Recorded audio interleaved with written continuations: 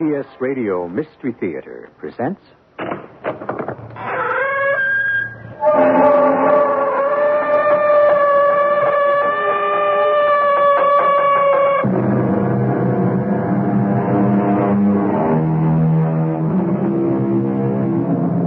Come in. Welcome. I'm E.G. Marshall. How many times have you heard it said, off with the old love, on with the new? Does this mean that love is like a cloak to be donned and discarded at one's pleasure or whim or fancy? Is it that easy or even that simple? Can one ever really be finished with an old love? Whatever became of that statement people used to make, till death do us part? But I didn't kill her, Anne. You were in the apartment. Yes. Your fingerprints are all over the place. I admit that. You were seen running away just after the shot was heard. I don't deny that. But you've got to believe me. I'm innocent.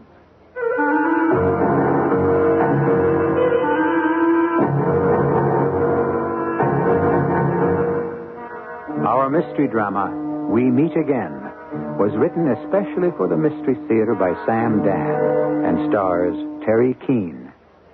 It is sponsored in part by True Value Hardware Stores and Buick Motor Division. I'll be back shortly with Act One.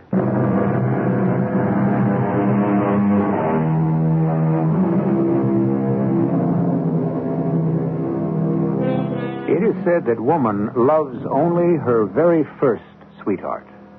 When she falls in love again, she falls in love with love itself. That's the marvelous thing about love, isn't it? Everyone's an authority on the subject. And why not?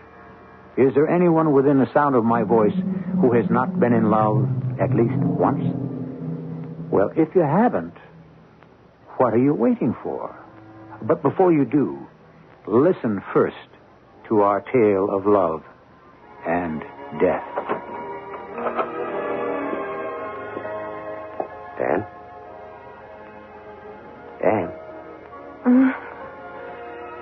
Oh. Hi, I must have dozed off. I was listening to the radio. Dozed off. You were sawing wood pretty good there. Yeah, I guess I was.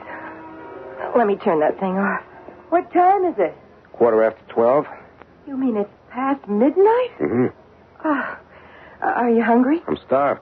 Where'd you have dinner? I didn't. Harry. Listen, I know it's late, but could I have a steak? A steak? Oh, all right. Let's go in the kitchen. Okay. Anne, we cracked it. You did? Yep, it's over. Oh, Harry, that's wonderful. Finally. Oh, I'm wide awake now. Tell me, I want to hear everything. Well, we got him. We? Who's we? Who brought him in? I did. Oh, that's fantastic. Oh, Harry, it's poetic justice. You've been on this thing night and day for almost 3 months. Yeah, well, so have a lot of other men in the department. We haven't gone anywhere, done anything, all on account of this killer. So how did you do it? What magic clue? What great flash of insight? Well, you know, the only way I ever get results. Wear out the shoe leather, talk to 1,000 people. Well, I was running down a routine lead. I walked into this place, and there he was. Just like that? Just like that. And what time was this? Exactly 7 p.m. And you didn't call me? Well, honey, there wasn't a minute. I had to book him, and I had to write up the report. The commissioner came running down to say, fine job, Detective Kovacs. Then the mayor, the DA, the reporters, the TV cameraman. It was on TV? Yeah, I guess it must have been on the 11 o'clock news. Every night I always watch it. This one time I fall asleep and I miss it. Oh. Boy, am I glad this is over. Hey, what are you making there? A cheese sandwich. You want a glass of milk, too? What happened to my steak? It will keep you awake. Yeah, you know, you're right. I'm dead on my feet. I don't even think I can make it through the sandwich. All right, don't even try. Just drink some of the milk. You know, I've been getting by with maybe 3-4 hours sleep a night. I can hardly keep my eyes open. I'm going to just fall into bed. Yeah, you can tell me all about it in the morning. Yeah, I'll do that. Night. I'll be right in. I just want to put these few things away.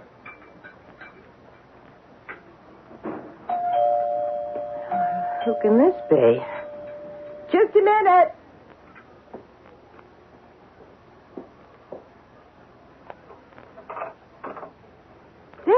Hi, Annie. Is Harry home? Come on in. He just got in. I think he's dead to the world. Oh, that's good. Are you sure Harry's asleep? Dick, what's all this about? Just make sure Harry's asleep, will you? But what are you... Do it. All right, he's asleep. He didn't even take off his clothes, just threw himself on the bed. Now, Dick, what are you doing here? Well, I figured maybe you wanted to talk about what happened tonight. What happened tonight? Yeah, maybe I'm a little tired. I just don't seem to understand. Hey, you mean you don't know that Harry cracked what can only be considered the murder case of the year? He said something about it, but... You haven't seen the TV? You haven't heard the radio? No. Then you don't know who the killer is? Should I know who the killer is? Would you get to the point? I got the morning paper here. It hit the streets about 10 minutes ago. You'd better look at it. That headline, Arrest Made in Movie Star Murder. Yeah, keep reading. District Attorney praises brilliant investigative action by Detective Harry Kovacs. Oh, Dick, he never had his name in the papers like this before. Get down to the next paragraph. All right. Jeffrey Parker, Jr. was arrested early last evening for the murder of Carrie Drake, the internationally famous... Jeffrey Parker? Yes, Anne. Jeff. No. It couldn't be Jeffrey. Why do you say that? Because... Turn to page 4 and look at the picture. He hasn't changed a bit. 10 years, has he? It's impossible. Jeff, a murderer? I refuse to believe it. Well, read the article. They got him. They really got him nailed. I don't care what it says. I just can't believe it. Well, whether you believe it or not isn't your problem. My problem? I came here because I figured you might want to have a little talk with your big brother. Oh, Dick. What am I going to do? Does Harry know that you were once engaged to Jeff? No. I never even mentioned his name. That was all over when I met Harry. Well, that raises the question. Do you think you should tell Harry? Should I? All right. All right, I know you. You've already figured out what you think I should do. I don't think you should tell him. Suppose he finds out. How is he going to find out? Harry's name is in the paper, and so is Jeff's. There could be people who might remember that I once dated Jeff. That was 10 years ago. Who remembers? I don't know. I've been a policeman's wife for 8 years now. I've learned there are many weird, offbeat people in this world, people who seemingly have nothing else to do but remember the most remote, trivial details. Somebody always comes up with something. Well, suppose somebody does. I think the best thing is to tell the truth. Oh, it sounds right. But the truth is not the best thing in every situation. Dick, how can you... Especially if the truth is unpleasant. But, Lonnie, suppose you tell Harry the truth. He'll accept it. But beneath that very quiet exterior, what is he going to be thinking? She was engaged to him, and that means she once loved him, and does she still love him? I don't think Harry would... He might.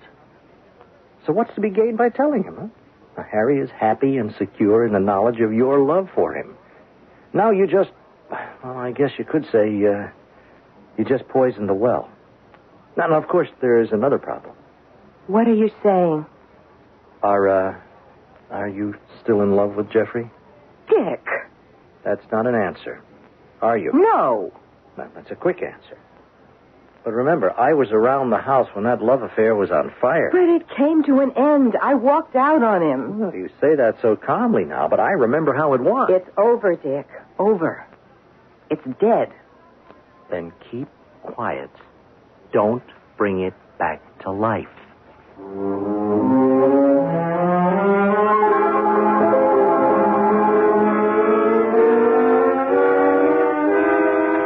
Shouldn't have let me sleep so long, Anne. I was due downtown 3 hours ago. Well, I didn't have the heart to wake you. But you should have. I called Lieutenant Jordan at the precinct. He said it's all right. But it's not all right. We're short-handed. We got 2 men on vacation, 3 out sick. You haven't even told me how it happened. Am I going to be the last to know? Now, honey, you know most of it already. There she was, Carrie Drake, the beautiful, sexy dream girl herself. Well, the doorman noticed this fella hanging around the apartment building. Later on, a shot was heard. They noticed the very same guy come out. They're sure about this? Oh, yeah. He got into a foreign car parked up the block and took off. What does that mean? He killed her? Just because he was hanging around the building? How can you be sure he was in her apartment? Honey, we know that. They even had a drink together. His fingerprints were on the glass. He left a cigarette lighter behind with the initial J on it. Now, those were the clues. A cigarette lighter with the initial J and a foreign car, no license number, no idea what car, just it looked like a foreign sports car. But Harry... Yeah. Oh, nothing.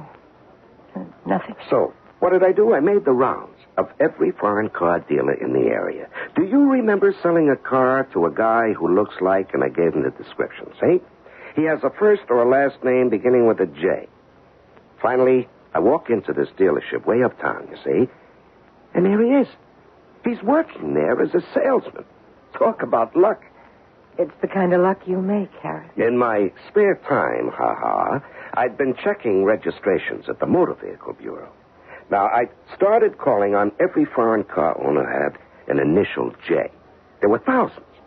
Now, I had this feeling I'd be spending the rest of my life on this case. I just wish I could be like those brilliant detectives you see on the screen. You know, they generally get a bright idea, bag their man inside of an hour. How do they do that? Harry, isn't that all circumstantial evidence? Honey, most evidence is circumstantial. In a sense that in most murders, there are no eyewitnesses to the actual killing. Well, how do you feel about it? How do I feel about it? Do you think this man, this Jeff Parker, is guilty? Honey, a woman was murdered. Now, we know a man was in her apartment at the time of her death. The doorman and a resident of the building who were in the lobby gave us a description of this guy. Now, it was my job to find him. I did. That's all. That's all? Yeah, that's all. I asked you if you thought he was guilty. Well, now, that's for a jury to decide. But what do you think? Well, I think he's guilty. Anne, why do you keep pressing me on it? Is there a chance, just a chance that he could be innocent? Anne, this isn't my first homicide investigation. And this Parker guy isn't the first one I ever brought in. But this is the first time I've ever seen you so upset about it.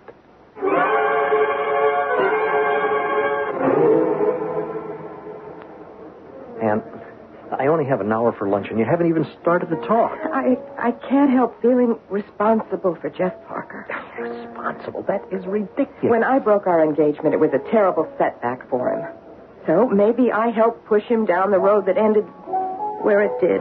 He was always unstable, so that's why you broke it off with him, remember? I remember. But murder, I can't believe murder. Maybe you just don't want to believe it. Jeff couldn't kill anyone. He's not that kind. I have this feeling. Don't ask me what it is. I hope you're not still in love with him. I am in love with Harry. That's why I married him. When you met Harry, who certainly wasn't your type, plain plodding Harry, I asked you if you didn't marry him on the rebound. Oh, please, Dick, You have to straighten it out in your mind. You have to know where you stand. I've been reading the papers all week. All kinds of experts and psychologists have an opinion about Jeff. But you know what I don't see? Well? I don't see anyone on Jeff's side. How alone he is. If he had any friends, they've all abandoned him. And what's the use of all this? I know he's innocent. How do you know? It is just a feeling. And I have to do something about it. Now, please don't ask me what. I just know I have to do something. Anne seems to be a woman who has finally made up her mind to do something, even if she isn't quite sure what that something is. But the larger question, which at this point remains unanswered, is she still in love with her ex-fiancé? And is any love affair ever really completely over? These will form the complications of Act 2.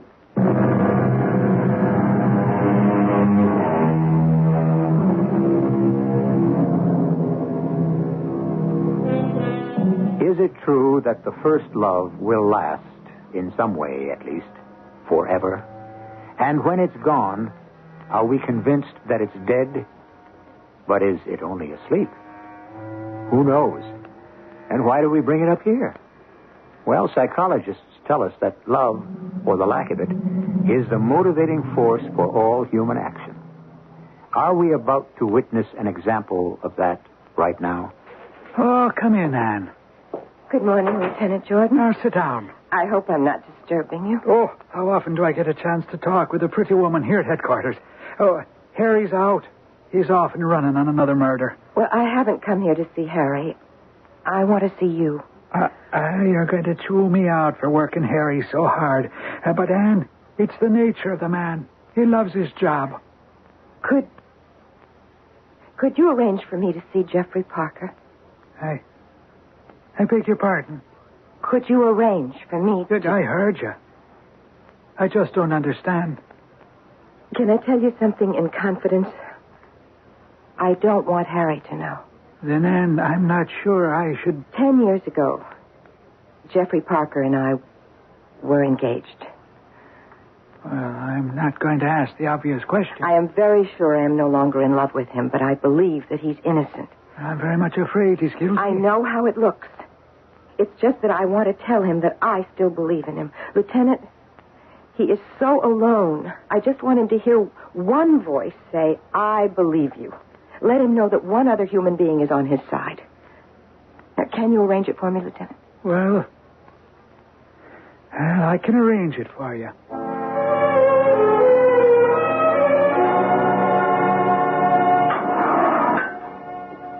Hello, Jeff. Anne, you shouldn't be here. Why not? Well, if the reporters find out, they won't let you alone. No one's going to find out. Well, you shouldn't have come anyhow. Why run the risk of getting mixed up in this?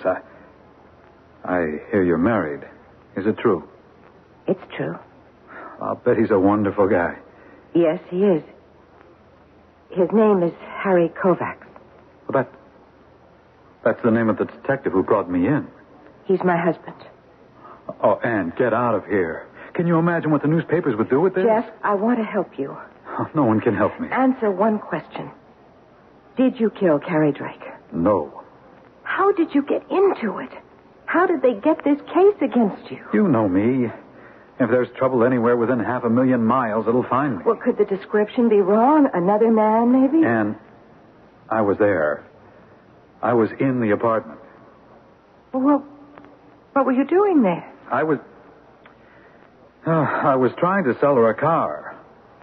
I'm a car salesman now. What happened to the plans to go back to school and get the engineering degree? Yeah. What happened to the painting? And the writing? And, well, I must have held down 20 jobs in the last 10 years. But, Anne, this one finally looked like my big chance. It's a new British car, the Stanhope Royal. It's absolutely fantastic. There's nothing like it on wheels. I figured it would be terrific publicity if Carrie Drake would drive one. And? Problem. How to get to see her. Oh, these stars, celebrities, they're surrounded by managers and agents. Well, you can't get near them. But evidently you did get to her. Well, I wasn't going to let anything stop me. I went to her apartment. The doorman was tough, but I waited for my chance, and I sneaked in. All right, you got past the doorman, but how did you think you could get into her apartment? Well, I figured I'd talk fast. Turn on the patented Jeff Parker charm and, well, just take it from there. And it worked.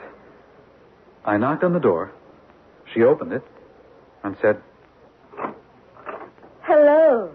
I want to sell you a car. My manager buys all my cars. A car is too intimate a thing. You can't trust it to your manager, or any other man for that matter. Why is that? A car is a covering. It surrounds you and supports you. It holds you and caresses you with its softness and luxury. You have a wonderful line. Buy me a drink inside, and you can hear the rest of it. And what happened? She offered me a drink, which is how my fingerprints got on the glass, and she as good as bought the car. What do you mean, as good as? Well, she only had to check with her manager to see if maybe there was a conflict with any of her TV sponsors. And I was to call her the next day. We, spent a little more time together, and I left. Oh. I did something that I thought was very clever, except, like all my bright ideas, it turned out to be a disaster. I deliberately left my cigarette lighter there. Why? Well, the idea was I would have an excuse to call her later.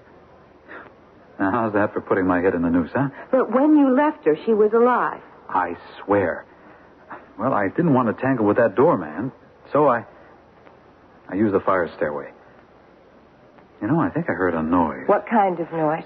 Well, I thought it was a car backfiring down the street. Anyhow, the doorman spotted me coming out the service entrance. I got out of there fast. My car was parked up the street. I took off. You probably heard the shot that killed her. Yeah, someone must have come in right after I left. Anne, I'm impulsive. I'm kind of crazy, but hey, come on, kill somebody? I know. Things might have been so different if I'd listened to you years ago. But I didn't. Anne, you've got to believe me. I'm innocent. I believe it. I believe it.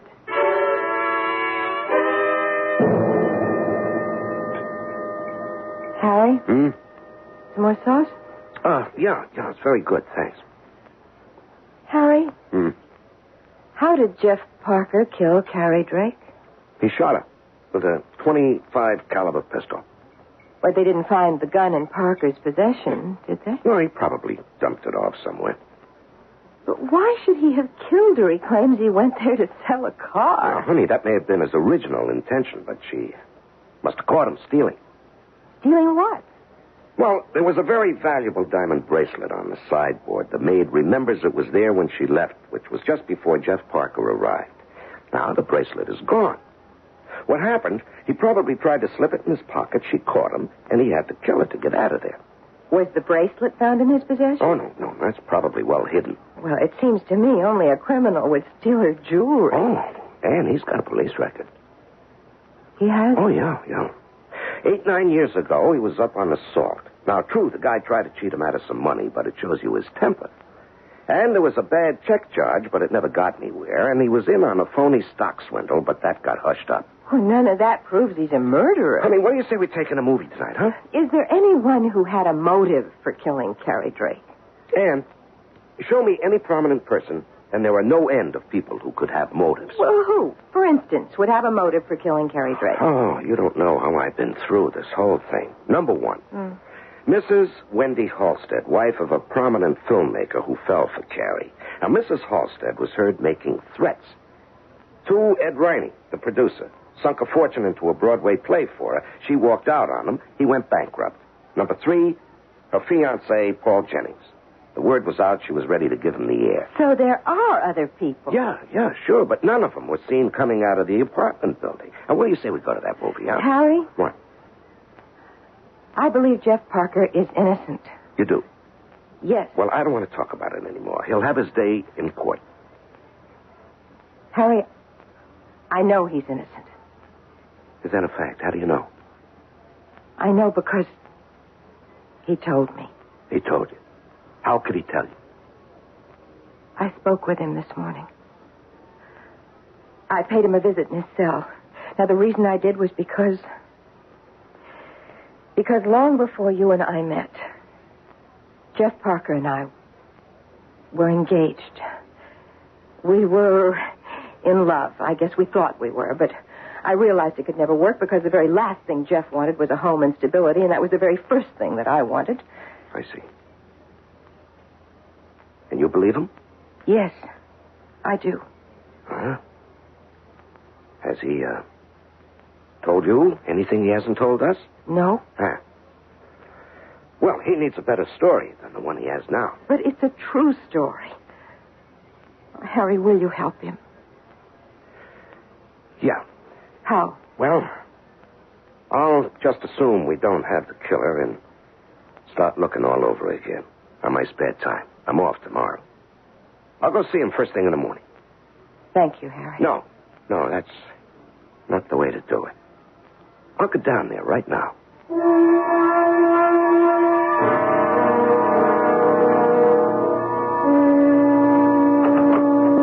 Harry? Yeah. I've got the coffee pot on the stove. Did you speak to him? Yeah. And? And he keeps repeating the same story. He's not going to be much help. I'll just have to dig into some of the other people who may have had motive. How about her fiancé, Paul Jennings? Yeah. I'll see about him in the morning. Harry? What? Won't you have some coffee with me? No, I'm tired. I think I'll turn in.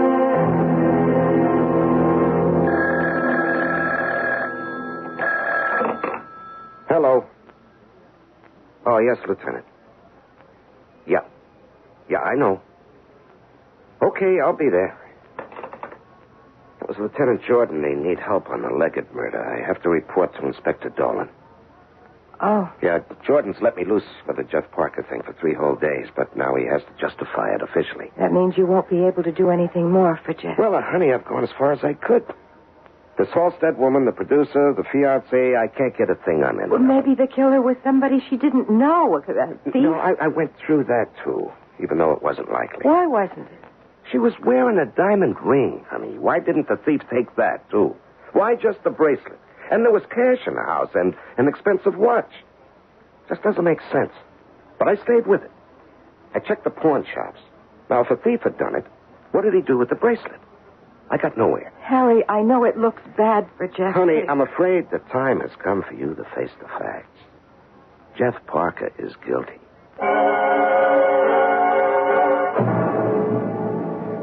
Anne, I told you this story, and I told your husband the story, and...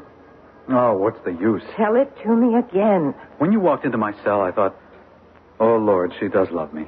After all these years, she still loves me. But you don't. You never really did, and I understand it now. What's the difference? None, but you don't have to feel guilty either. I don't feel guilty. Yes, you do. You think if we'd been married, you'd have given me a sense of responsibility. But it wouldn't have worked. Jeff, I believe you're innocent. Give it up, Anne. You can't help me. You'll only hurt yourself. Besides, Harry doesn't like it. He thinks you're still in love with me. You didn't kill her, but someone else did. Someone who came just as you left. Now, did you see anyone? No. Did you hear anyone? Oh, what's the use? We've been through it over and over We again. have to keep going over it. Anne, I'm tired. I can't even think. You always did give up easily, didn't you? Now, come on. Let's go through it from the beginning again. You knocked on the door. She opened it. And she said... Come on, go ahead. Tell me what she said. I told you 1,000 times what she said. Tell it again. Okay. She said... Hello, darling. Oh, Well, how are you, darling? May I come in? whatever for? I want to sell you a car. Wait, that's not the way you told me the story before. Well, it is. If we had a tape recorder, you'd see. It's word for word. You opened the door and she said, hello, darling. That's what I keep telling you. But you didn't say she said it with a tone of surprise in her voice, as if she were expecting somebody else. She was waiting for somebody else. And when she heard you at the door, she thought you were that somebody. And there's only one person that somebody else can be. I see it now.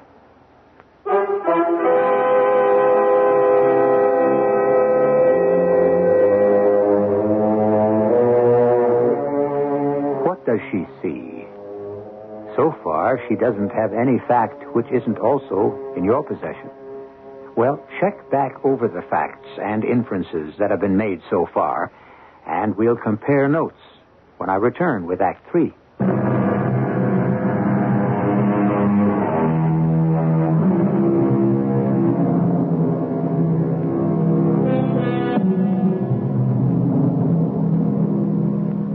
Now let's see. According to Thoreau, any man who is more right than his neighbors constitutes a majority of one. Well, that's fine, uplifting theory. Unfortunately, it has nothing to do with the realities of life. In actuality, those who usually constitute a majority of one generally are in for some very tough sledding. Suppose she was expecting someone to call on her. And? Jeff tells me she opened the door and said, hello, darling, as if she were expecting someone else. And I know who it was. Yeah, who? Her fiancé, Paul Jennings. Why? Because she said darling. Oh, Ann, look, theatrical people call everybody darling. That doesn't mean a thing. It's a lead. She was waiting for someone. You admit Paul Jennings had a motive. She was about to leave him. Well, we really can't prove it. The basis for the thing is in the gossip column. But she was expecting him. You know, you keep saying that. Because Jeff says she seemed surprised when she opened the door. It makes sense to me. Well, I don't see that as a startling new development. So, in other words, you're satisfied with the way things are now. Satisfied? It's all wrapped up in a neat little package, and since everybody's on board, why rock the boat, huh? Ann, do you know what you're saying? I say you've got the wrong man. And I'm going to solve it. Solve what? This murder. And I'm going to do what you say you always do. I'm going to wear out some shoe leather.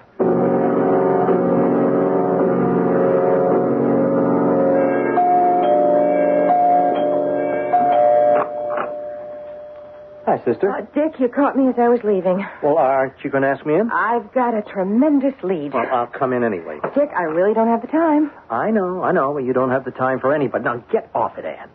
I ran into Harry downtown yesterday. He isn't very happy. Well, I'm sorry. Look, I believe Jeff is innocent. I am not in love with him any longer. Just seeing him again was all I needed to convince me. Well, you'll have to let events or nature or whatever take their course. But he is not guilty. You have no way to prove it. And you lose Harry. Now, he is a very patient guy. But don't push him too far. I have learned a great deal about Carrie Drake. I think I could write a book on her life and loves. Did you learn anything that could take Jeff off the hook? Nothing. I've just got one more place to go. Yes? Where's that? The maid. Her name is Lottie Jackson. There's some questions I'd like to ask her. What do you mean you'd like to ask her? Why should she talk to you? Who are you? I'll tell her some kind of story. But she has already spoken to the police. I know. Anne, end it. Now. Before you get hurt. Only I could somehow prove, that Carrie Drake was expecting someone when Jeff rang that bell.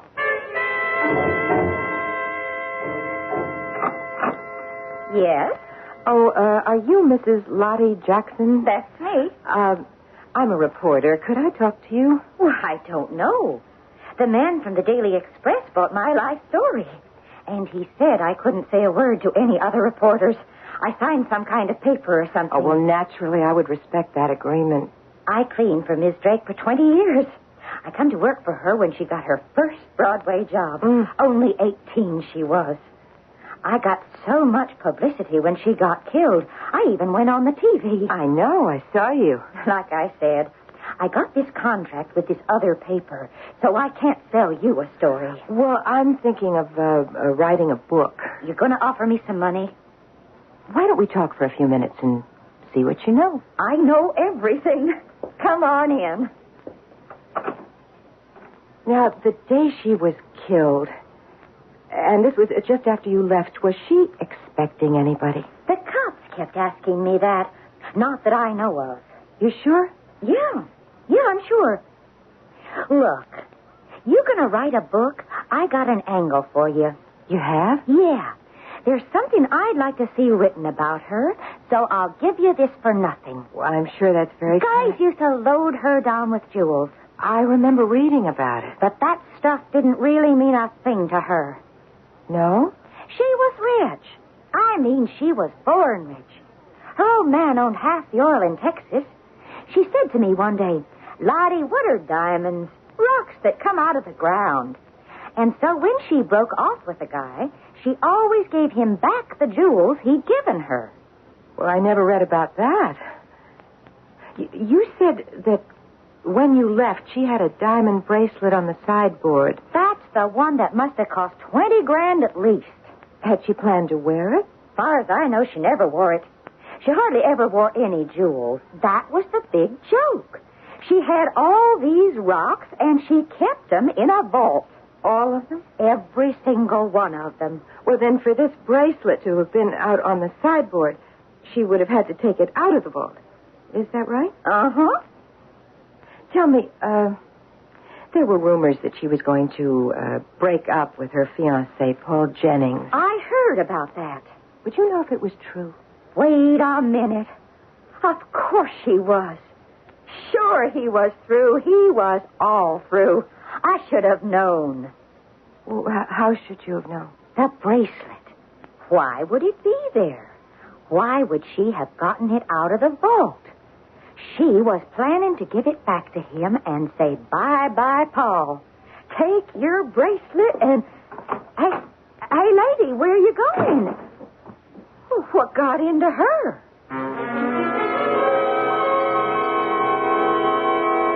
Harry, did you ever ask yourself what an expensive bracelet was doing on the sideboard? It was ready to be given back to Paul Jennings. And we don't know that. It's an inference. Paul Jennings was angry. He didn't intend to be brushed off. She had sent for him. She heard the doorbell, and she assumed it was Paul Jennings when she said, hello, darling. And you're right about one thing. She could say darling without meaning it. Well, he killed her, and he took the bracelet. It belonged to him. Anne, none of this is evidence. It makes sense to me. I'll tell you what makes sense. You're determined to have someone else face the final music for Carrie Drake's murder. That doesn't bother you as long as it isn't Jeff Parker. I believe Jeff is innocent. The only reason you can believe that is because you're still in love with him. I never was in love with him. You were engaged That for... was a mistake. Yeah, as long as you're admitting to mistakes, you married me. Was that a mistake? Oh, Harry. I married you because I love you. Oh, come on now. Lie to me, but don't lie to yourself. I have no illusions about myself. I'm just a plain, ordinary detective. Harry, I love you. I don't love Jeff. Before this, I hadn't thought about him in years. Then why are you doing this to both of us? What is he to you? He's a loose end in my life, and I've got to tie it off somehow. And I won't rest until I can prove he's innocent. Yeah, but how? There's proof that Paul Jennings is guilty. And I know where to get it.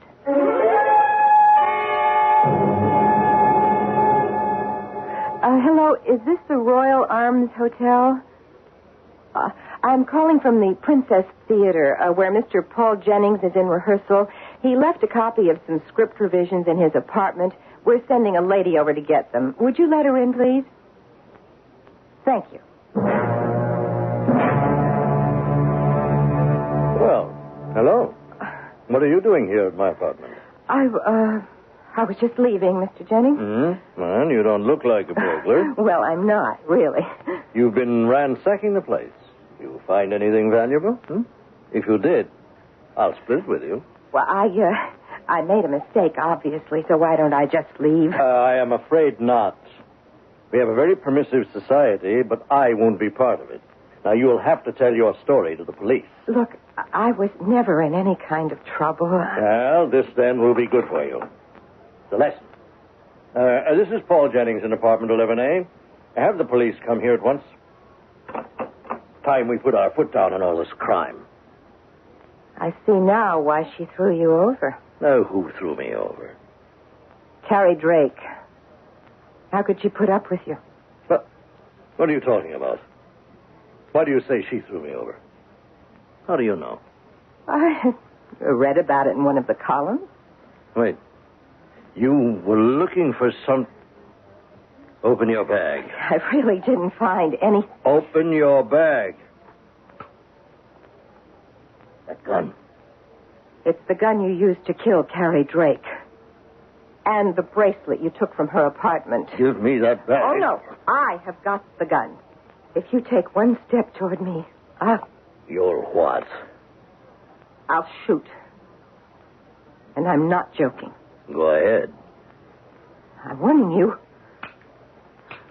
Oh, it doesn't work. It's empty, you idiot. Now give me the gun. No. The bag. Let go of me. No. You're finished. You were visiting me. Oh. You were leaning out the window. No. And... You can't do it. You see, it's the police. You sent for the police yourself. Help! Help! Up here! He's trying to kill me!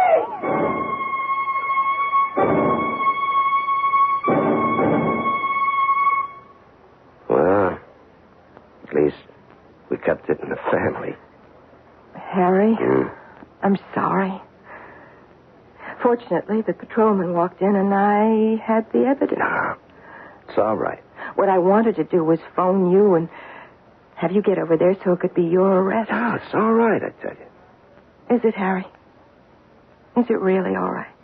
Well, of course, down at the squad room, the guys are going to say, aha, so that's who breaks all your cases. Well, I learned it from you. The absolute attention to details. Right. Well, Jeff will be free now.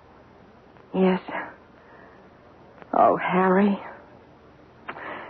You know, I told you I never thought about Jeff, and that wasn't true. I used to think about him once in a while, but, you know, I don't think about him anymore. You don't? Nope. He's gone, and he's forgotten. Let's go to the movies.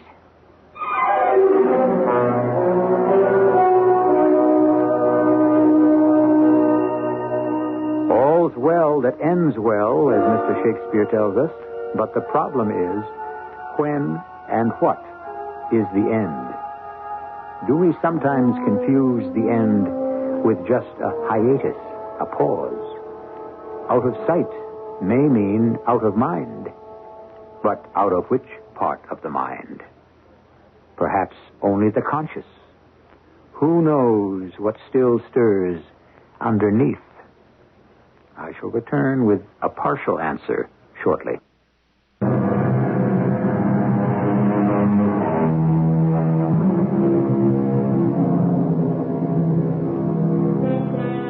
New loves, old loves, warm loves, cold loves, loves of all kinds. Is it true that we may love many times? Or is love, like its companion death, something we may only know once? Of course, there are people who will deny that, too. They will say that love and death can come more than just once. If you listen to us 7 times each week, you can hear all about it. Our cast included Terry Keane, Larry Haynes, Earl Hammond, Catherine Byers, and Lloyd Batista. The entire production was under the direction of Hyman Brown. This is E.G. Marshall inviting you to return to our Mystery Theater for another adventure in the macabre. Until next time, pleasant dreams.